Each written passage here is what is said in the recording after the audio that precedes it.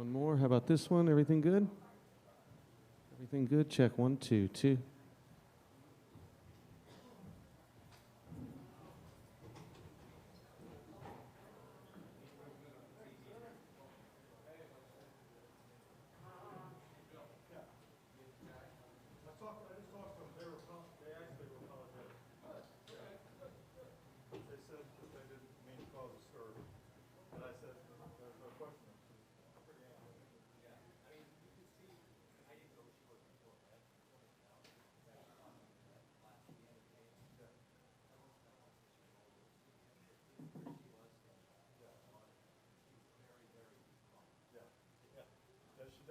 She does draw attention.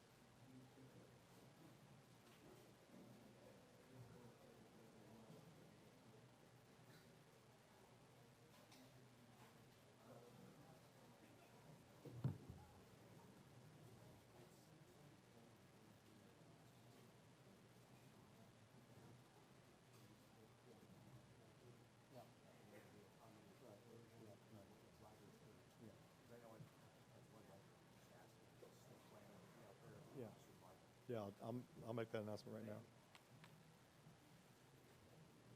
For those of you in the media work area, we ask that you move, if you're planning to file your stories, that you do so from the media work area and not courtside, because we have to immediately begin converting the building for a Pacers game tomorrow night. So we would ask everybody not to do their post-game work courtside, but to work out of the media work area. Thank you.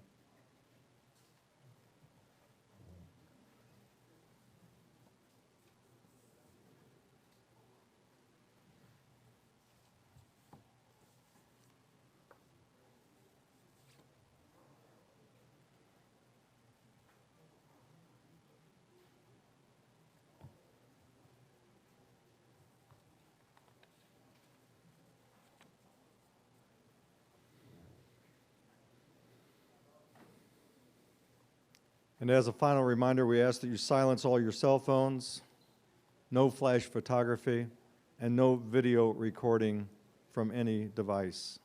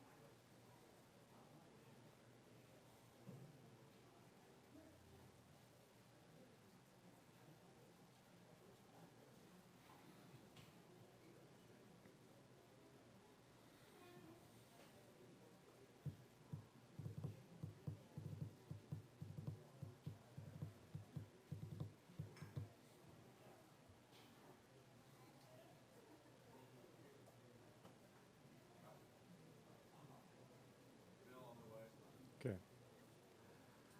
University of Kentucky is on its way, which means that the locker room is open.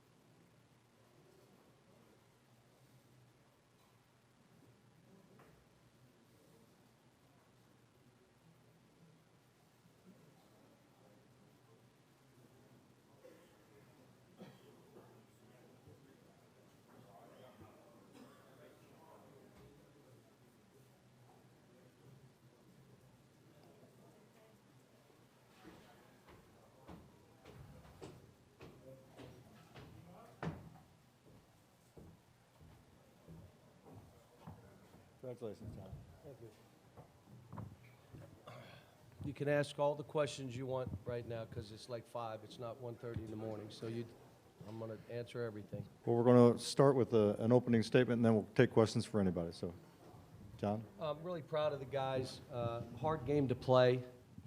They really grinded out. They offensive rebound. I thought we rebounded with them, did good stuff. You know, it was great to have Malik back. Haven't seen him for a while, and he's on that path. He's still not all the way back, but he's on the path that we need him on. And these guys up here, you know, they're young, but they have a will to win and play with courage, and are skilled basketball players, and great kids who share. So proud of them. Okay, questions, please. Raise your hand. We'll get a mic to you. Right here. For Bam, could you describe what you saw in their last play when you guys blocked them when they're going for the 3? And John, did you consider fouling in that situation? Okay, we'll start with Bam. We was just playing defense, you know. He pump fake, and I knew he had to shoot it, so I just went up and tried to block it. And Coach? It entered my mind when they messed around with the ball, but I hadn't said anything. So when it got down to 4 or 5, then I'm thinking we ought to foul. 10 seconds is way too early, too many possessions left. I don't like it with that time, you know, but these guys guarded it. We knew what we were doing, switching everything and playing high, and, you know, if they were going to take something, make it a 2. Right here. Same question to Bam, but to Malik. What did you see on the block shot that you had the possession before? For Malik? We were just playing, like he said, playing straight up defense. We knew we couldn't foul. We knew they was going to shoot a 3. We just played solid. I just contested well. Right here, Mike. Ben, were you aware of what Dominique was doing on that block? I mean, he jumped and had to avoid fouling. Were you? I mean, did you have an awareness of his presence in that play?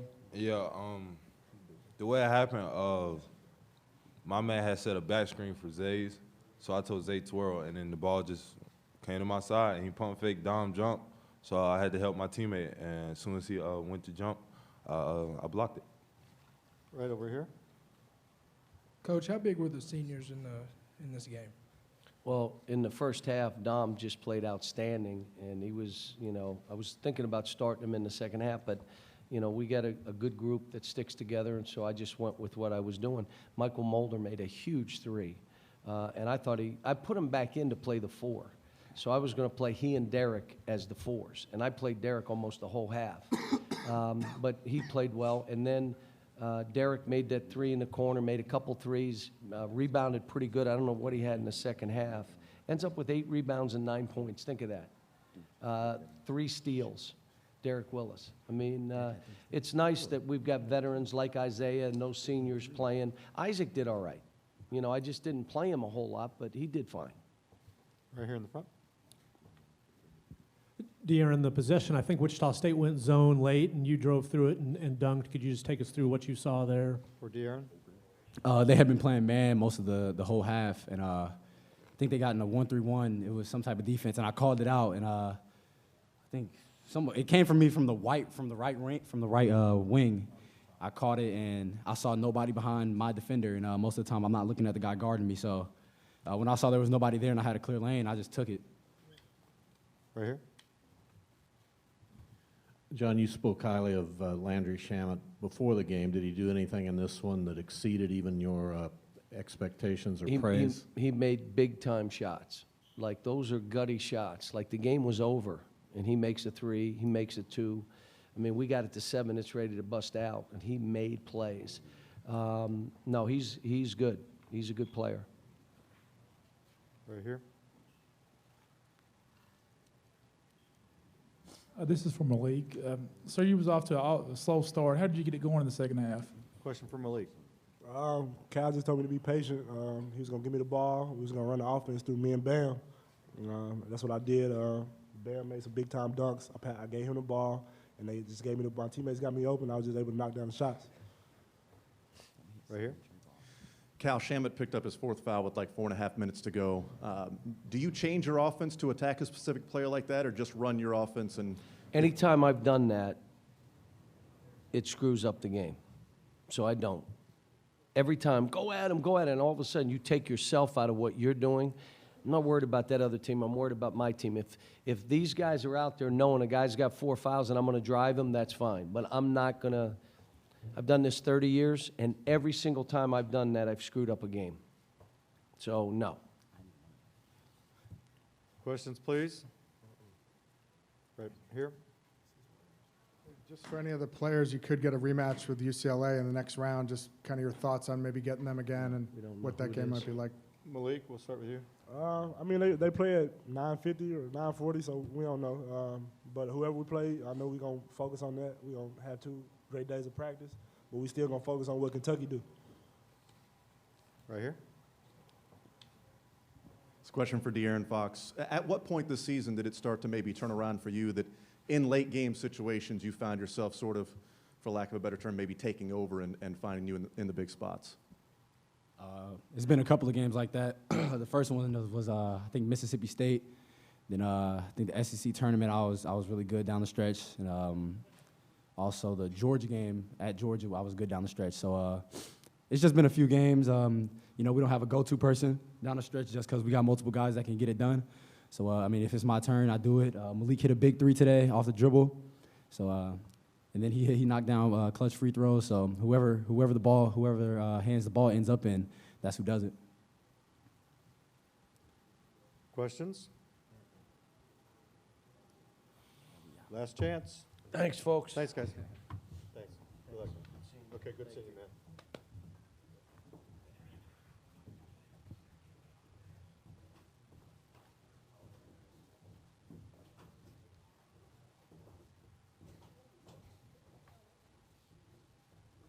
Thank you, Will.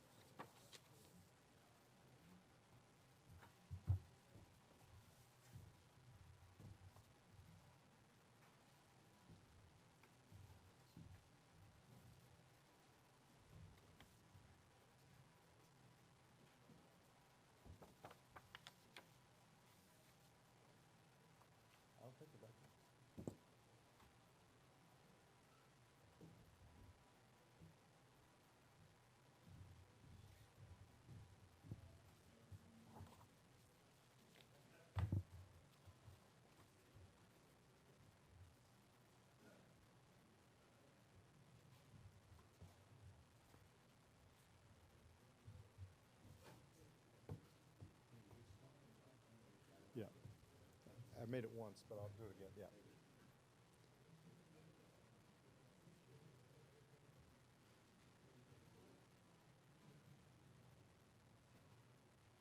Again, another reminder in the media work area, we ask that you do your post-game work in the media work room and not courtside to allow for the conversion of Bankers Life Fieldhouse for the game tomorrow night.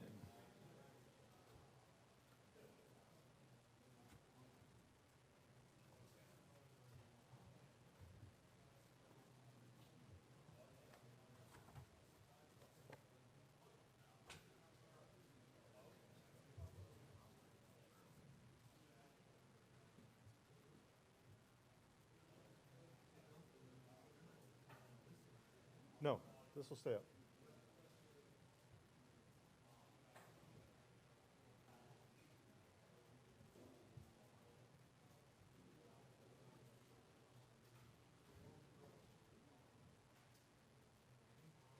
And Utah. Shelvin Mack and Gordon Hayward. It's 6 o'clock, so here in just a little bit. We also ask the electronic media to use the entry pavilion for your TV live shots.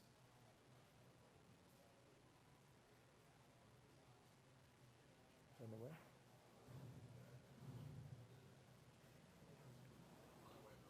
Okay.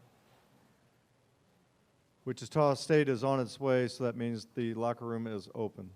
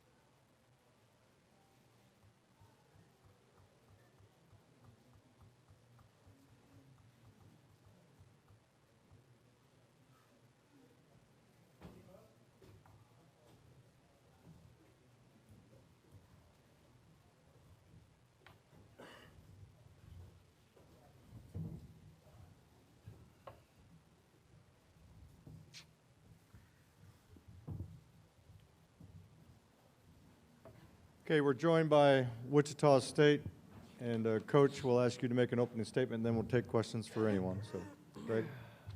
Well, we came up one possession short, and we've got to execute better at the end of the game, and that's on me.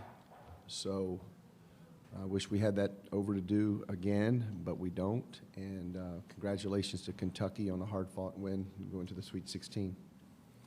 Questions, please. Right here.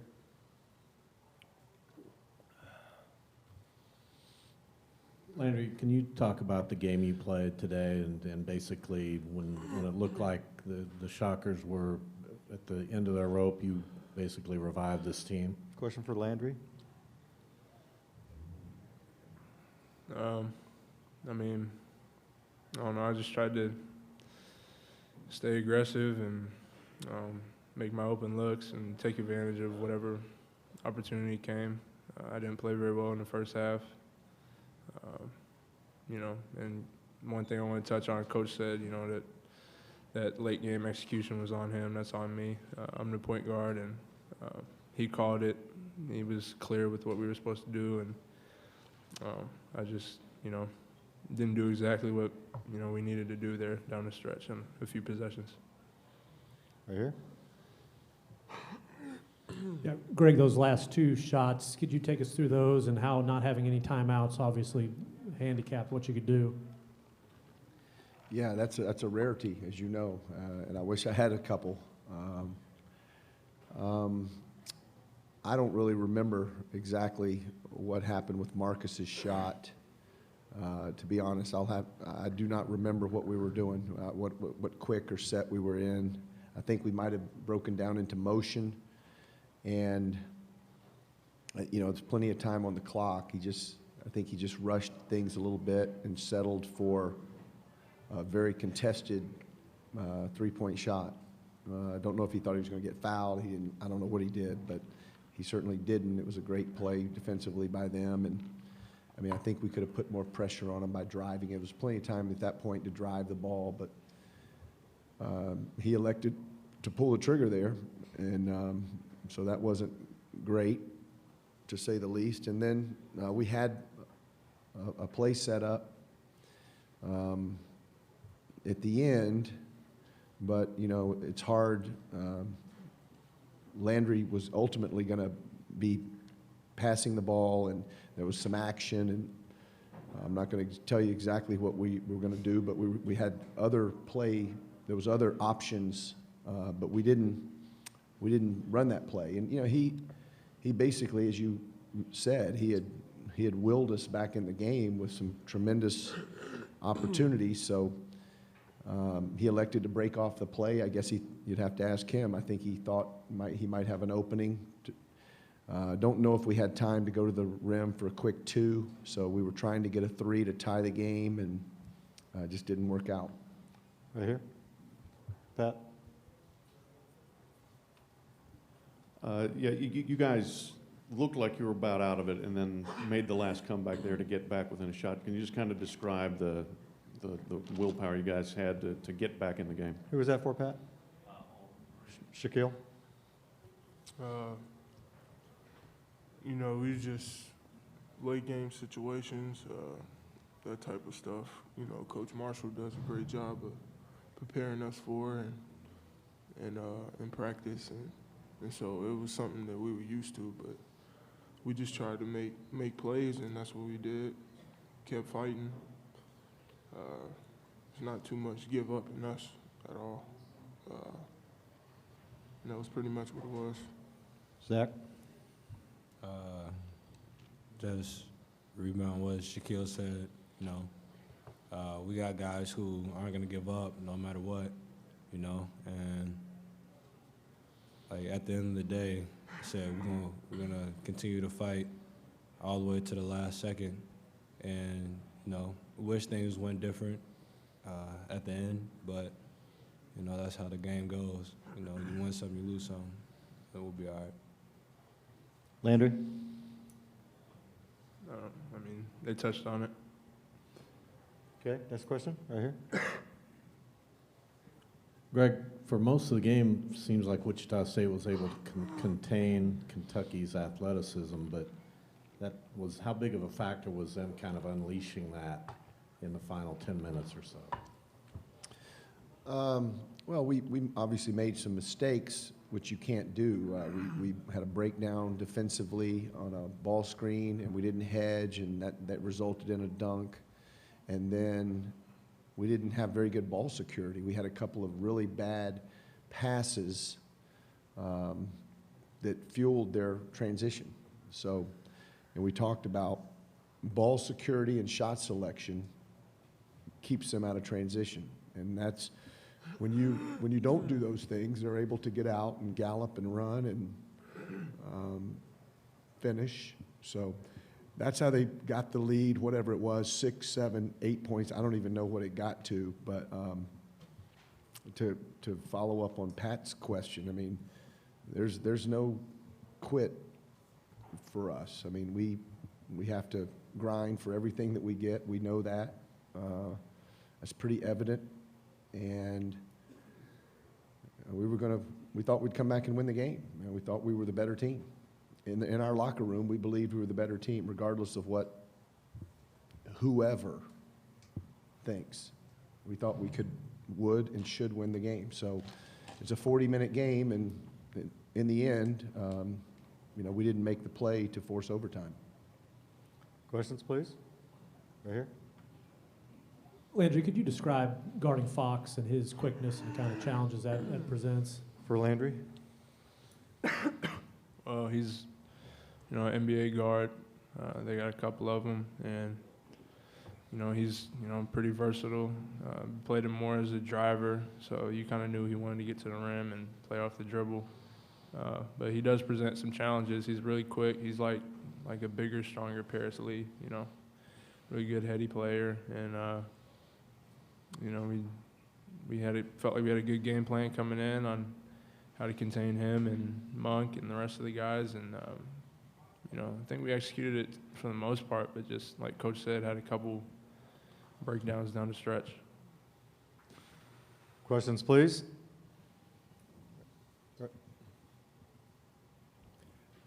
Greg, after that 2014 game, you said it kind of took that effort and a loss to get some people to see what Wichita State was about. Do you have similar feelings after this game?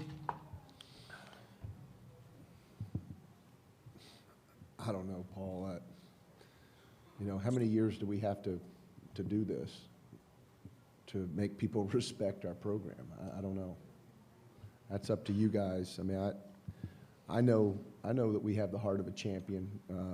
I know these guys, how hard they work, how hard our staff works, how much time, energy, passion we put into this. And, this will just be more fuel for us. This will be a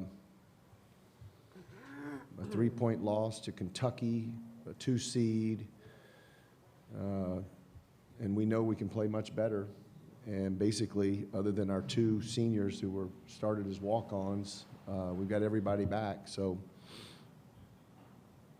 we will, it really doesn't matter what other people think, to be honest.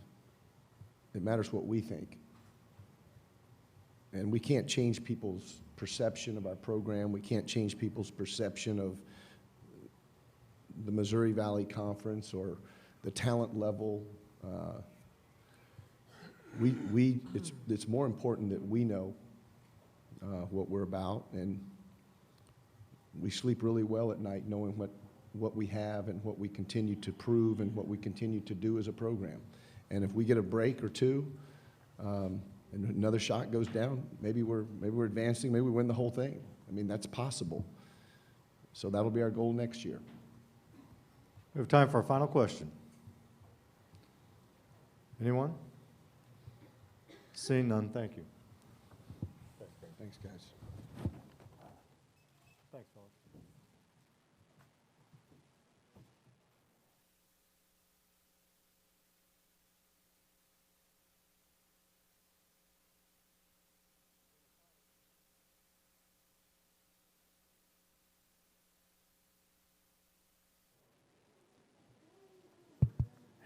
Again, a final reminder to everybody in the media work area to accommodate the conversion of Bankers Life for the Pacers-Jazz game tomorrow night. We ask that you file your stories and your post-game reports from the media workroom. And the entry pavilion will remain open for TV live shots. So we appreciate your cooperation. Thank you.